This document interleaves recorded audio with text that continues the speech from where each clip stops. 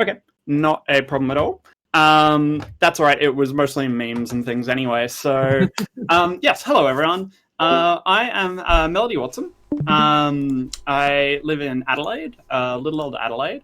I am a games designer, a editor, particularly on games, but also academic stuff. I'm a poet, writer. I play too many games.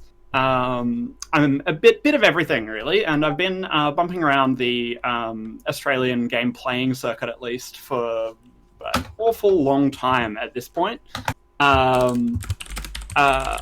One of the things that I have worked on, which is going to be particularly relevant here, is I have sort of accidentally designed a trilogy of...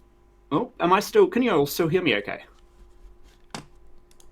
Yeah, we still got you. It's just closed the stream. It's cool. Okay, fantastic.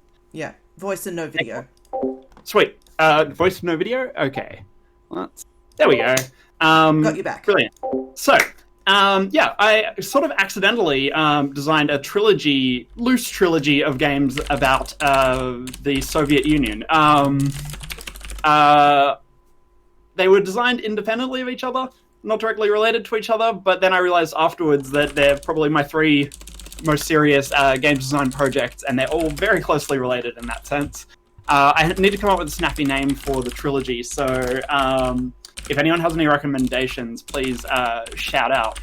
I'm going to forget to do this at the end of the talk, so I'm going to do this now. If you want to keep up with me and things I'm working on, you can find me on Twitter at Magic Space Girl.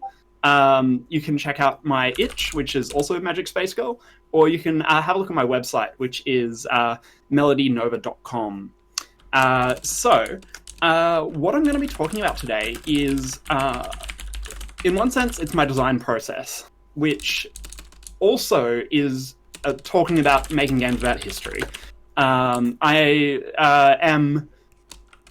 don't do it as my day job anymore, but I am a historian by training. And I love historical events. I think they're really interesting. So a lot of the things that I make and talk about tend to be heavily embedded in my knowledge and research about history and that kind of thing. I'm going to start by talking about some of the considerations for when you want to make a game that's about or that uses historical events. And I'm going to talk a little bit about how I go about doing that as well. So first I want to set the terms. And so what do I actually mean? I'm talking about games that use history. My partner pointed out, I kept saying games about history, but that's actually not what I'm talking about, because games can use history, historical events, historical figures, all kinds of things, without being about that. A game that uses history can be all kinds of things. So I mentioned those three games that I made before. One of those, the first one, is Laika, which is a solo crafting game that is about the first dog in space on one level. But the actual historical events they're not really a key part of that game. It's really more of an emotional experience that's about, making peace with the past, doing things you don't necessarily want to do. And in that sense, history there is being used as what some people call like a poetry layer. It's like a metaphor. It's a language that's used in the game. The actual historical events kind of inform people reading and participating in it, but only on the level that we all kind of know the story about Laika the dog. The specifics don't really matter. One of the other games I made, Red Sisters Black Skies, is about, it's a LARP for 18 players, about the Night Witches, which was an all-female regiment of bomber pilots in the Soviet Union during World War II. And it's very heavily embedded in those events, and does require some degree of historical knowledge about those events. But my purpose in designing it wasn't to kind of teach people about those events or anything. It was to tell a story about a group of women in a time of conflict. And in that sense, those historical events were a framing device. Then the most recent of these games that I wrote is On Mighty Wheels, which is a tabletop game that is about a family caught up in the Russian Revolution in 1917, sorry. And it is specifically about telling that historically grounded story, and about letting people play around in that specific kind of historical playground. And kind of not necessarily challenging, but encouraging people to think about that and think about people who were alive at that time and how they would have experienced their world. And in that sense, the actual historical events are like, and how it all unfolded is actually like, it's very important. But that doesn't mean it's about historical accuracy. You may have got the impression that you're going to have to make a bunch of choices when you're starting out. If you want to make a game that's about history or that uses historical events or literary stuff, you're going to have to decide how you're going to use history and why you're going to use history. And if you have a chance, check out the Story Brewers talk from this morning, because that's really, really powerful. Their brief document is a really good way to start thinking about some of those things. I've got some kind of notes from my own for some of my games that I might share afterwards when I get a chance. But yeah, definitely check that out. Anyway, you're going to have to think about, if you're making a game about history, I certainly do, I need to think about what role does it play, how do I need to treat that history as a result, and what kinds of things am I going to need to bring in, what are my considerations.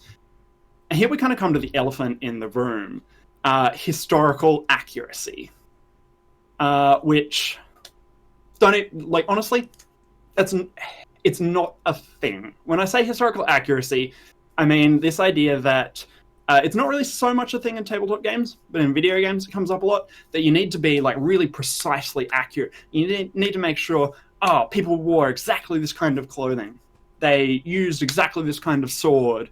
It's not accurate for women to be in World War II or whatever, that kind of stuff. That's what people tend to think about when the term historical accuracy comes up. And honestly, it's not really even a thing. History is not just a true and perfect record of events and items and people from the past.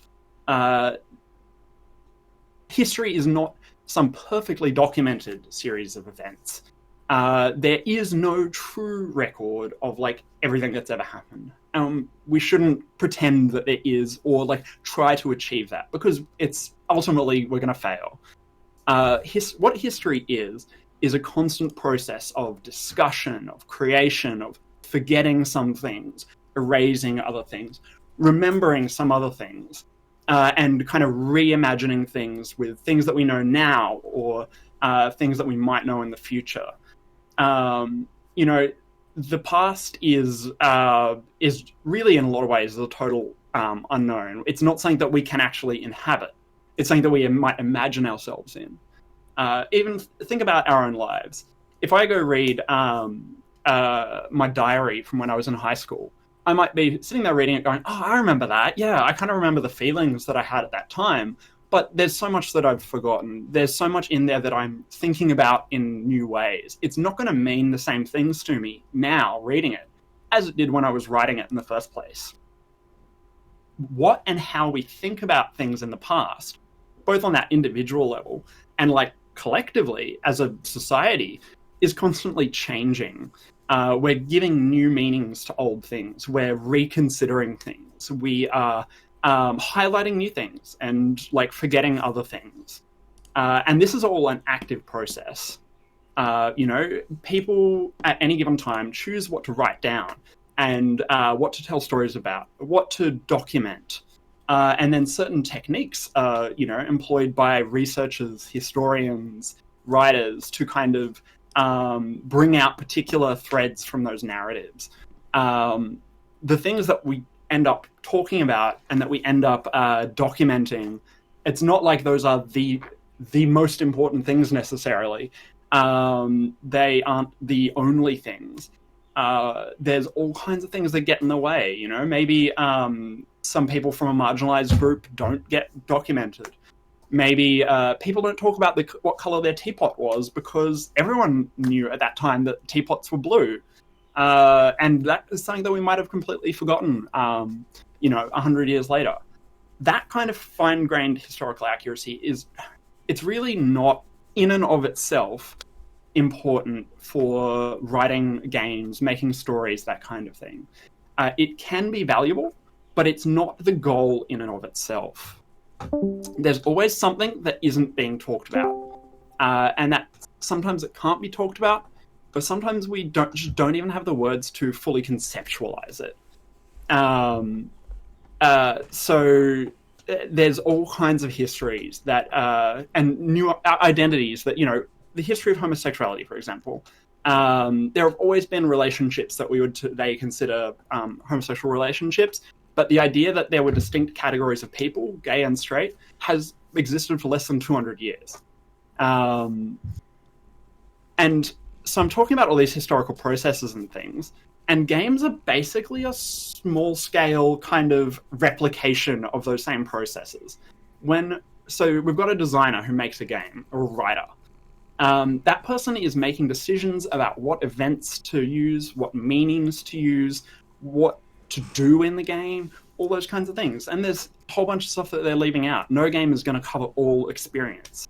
And then when that game is actually being played at the table, if there's a GM or something along those lines, they're making decisions about what to highlight and what not. The players are making decisions about what to include, what to ignore, what to do. There's all these layers of editorializing on the game world that make any kind of idea of historical accuracy really a fool's errand.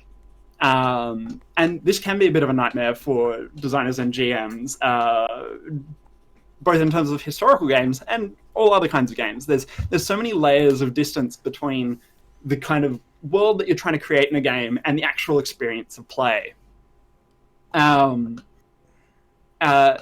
What this means is not that you shouldn't care about the way that things are portrayed or presented. It's so important that we be sensitive and thoughtful and politically aware when we're talking about the past and talking about events from the past.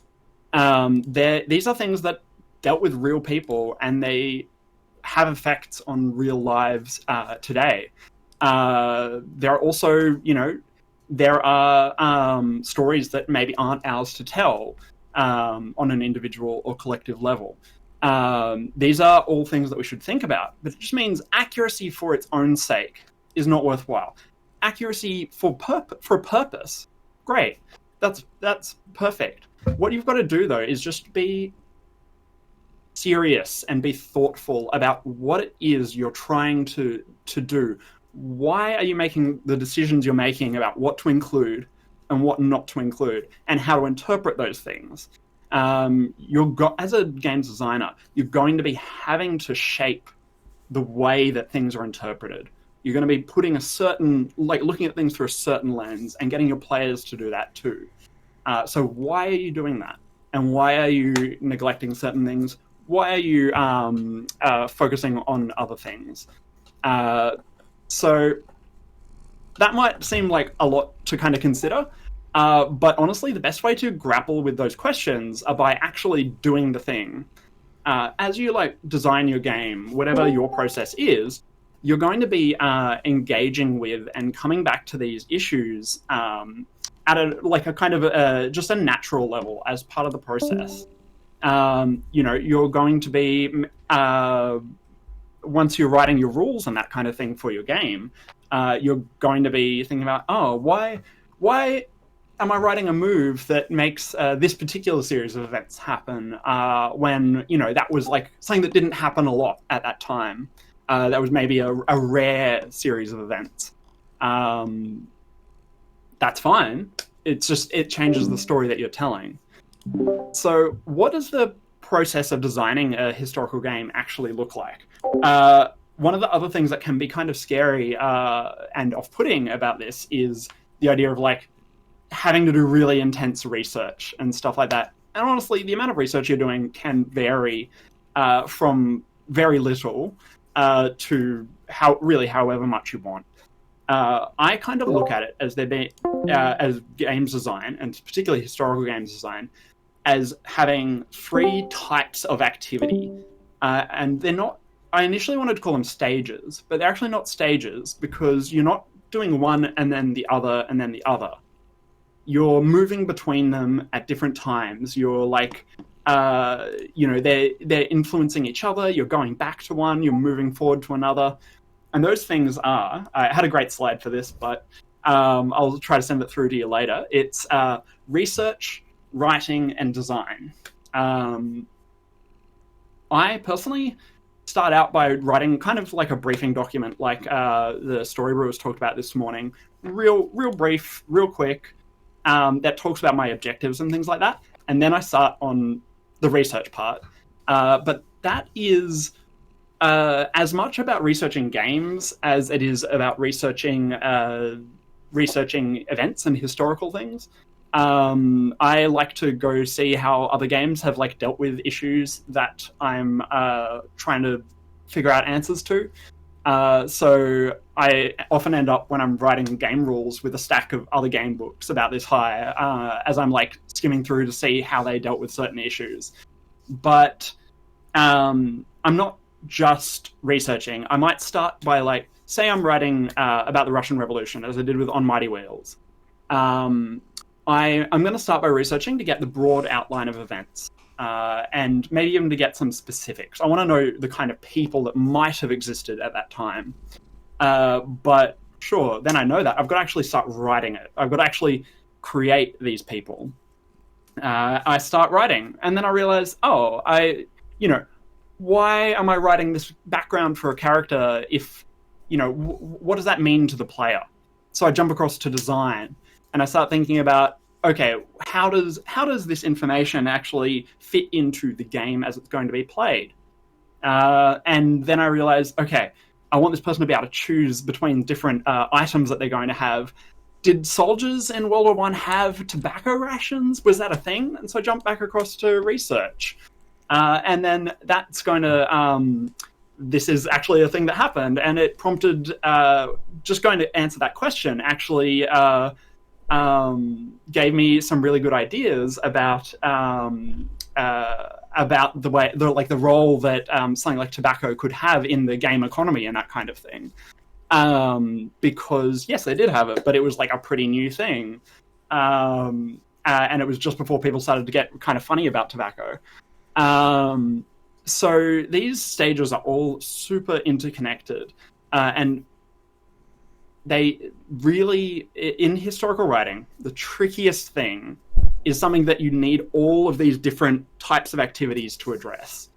And that is, this is true of all games, but so true of historical games. It's figuring out how much information you need to give people so that they can play the game, and then figuring out how you can actually do that, how you can give them that information in the most effective way possible. And that is really like a research, writing, design problem. You can't expect players to read a novel.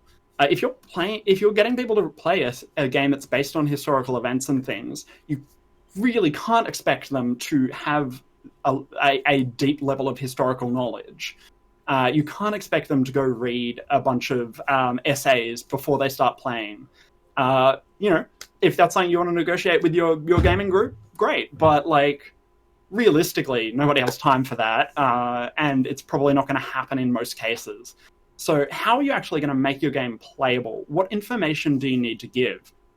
And this comes up against the historical accuracy thing as well.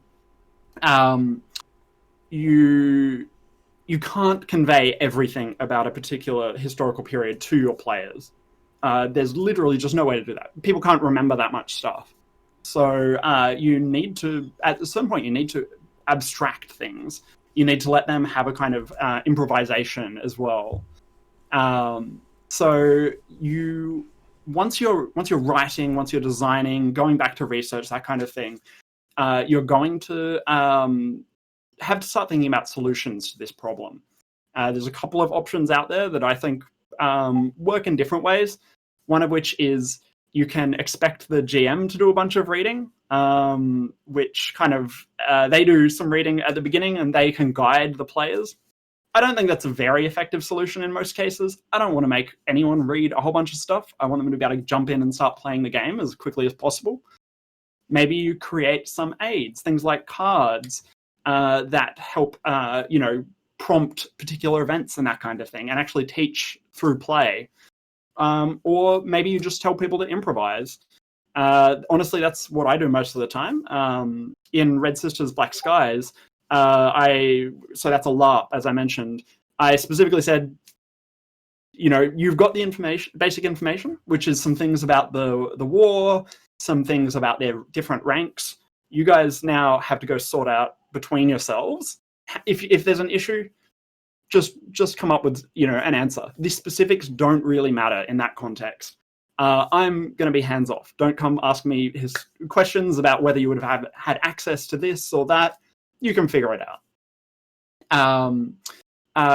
Or do you make games that are quite broad so that the specifics don't really matter? In Leica, the specifics don't really matter at all of how people are playing the game.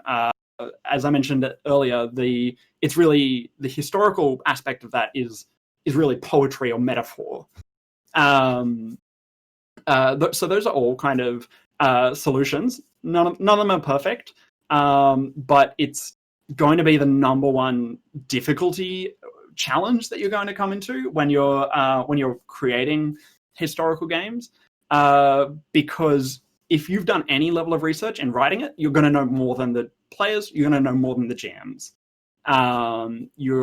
That's going to be like your probably biggest design obstacle, is like how to condense things in a way that reflects your intentions as a designer, first and foremost, rather than historical accuracy. And how do you convey the bits of history, the particular elements in the game and the narrative that you want to be present? How do you make it so that people can use those things? But overcoming that is also really fun and rewarding. So, and honestly, once people start playing the game, if they're given the tools to just do their thing, then they will normally do that.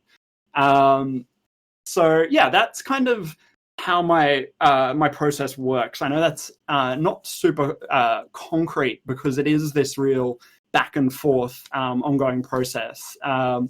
Hopefully, that kind of brings me to the end. Hopefully, none of what I've said there deters you from writing games about history, that use history, sorry.